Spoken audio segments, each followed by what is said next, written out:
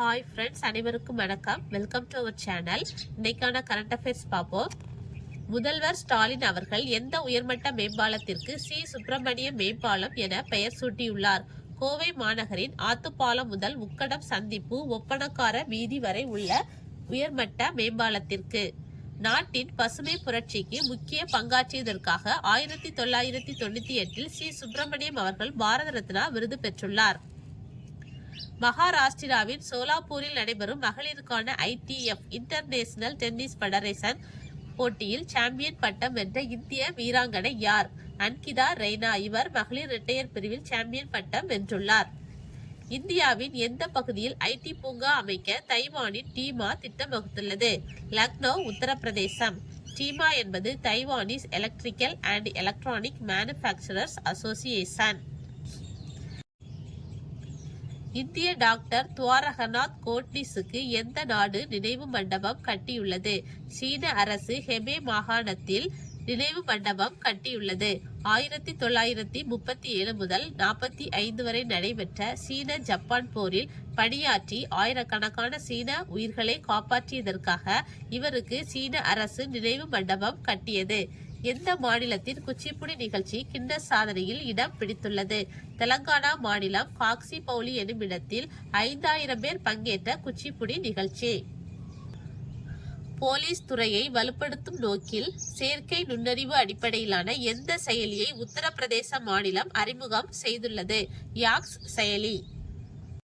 எந்த நாட்டின் விஞ்ஞானிகள் விண்வெளியில் பாலூட்டிகளின் இனப்பெருக்கம் குறித்து ஆய்வு செய்வதற்காக 2 பெண் மற்றும் 2 ஆண் மொத்தம் 4 எலிகளை விண்வெளிக்கு அனுப்பினர்? சீன விஞ்ஞானிகள். இந்த எலிகள் தியாங்காங் விண்வெளி நிலையத்தில் 2 வாரத்திற்கு தங்க வைக்கப்பட்டு பின் பூமிக்கு திருப்பி அனுப்பப்பட்டன. பூமிக்கு வந்த எலிகள் 9 குட்டிகளை ஈன்றது. இதில் 6 குட்டிகள் உயிருடன் உள்ளன. ரூபாய் 5க்கு மலிவு விலையில் சத்தான உணவு வழங்கும் அடல் கேண்டீன் திட்டம் எந்த மாநிலம் கொண்டு வந்துள்ளது? டெல்லி. இதற்காக 100 கோடி ஒதுக்கீடு செய்துள்ளது.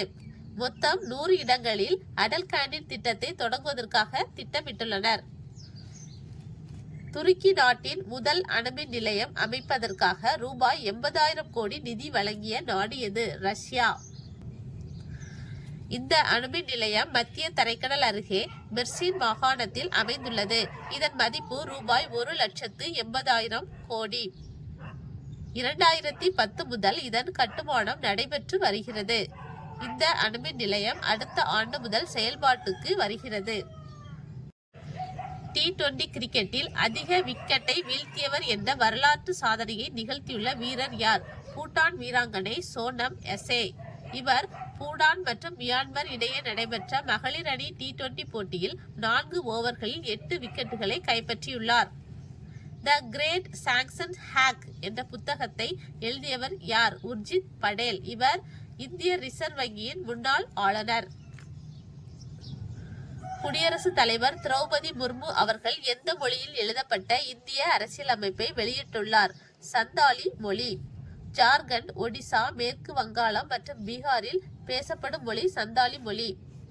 92வது சட்ட திருத்தம் 2003 மூலம் அரசியலமைப்பின் 8வது அட்டவணையில் இந்த சந்தாலி மொழி சேர்க்கப்பட்டுள்ளது. ஆயுத மோதல்களுக்கு நிதியளிக்க பயன்படும் வைரங்களின் வர்த்தகத்தை தடுப்பதை நோக்கமாக கொண்ட சர்வதேச அமைப்பான கிம்பெர்லி செயல்முறையின் துணை தலைமை பொறுப்பினை 2026 ஜனவரி 1 முதல் எந்த நாடு ஏற்க உள்ளது? India. AILA artificially intelligent lab assistant எனும் செயற்கை நுண்ணறிவு ஆய்வக உதவியாளரை உருவாக்கியுள்ள நிறுவனம் எது? டெல்லி இந்திய தொழில்நுட்ப கல்விக் கழகம் IIT டெல்லி. சந்திரனில் ஒரு மின் உற்பத்தி நிலையத்தை நிறுவும் திட்டத்தை அறிவித்துள்ள நாடு எது? ரஷ்யா. கேலோ இந்தியர் பழங்குடியினர் விளையாட்டுப் போட்டிகளை நடத்தும் முதல் மாநிலம் எது? சத்தீஸ்கர்.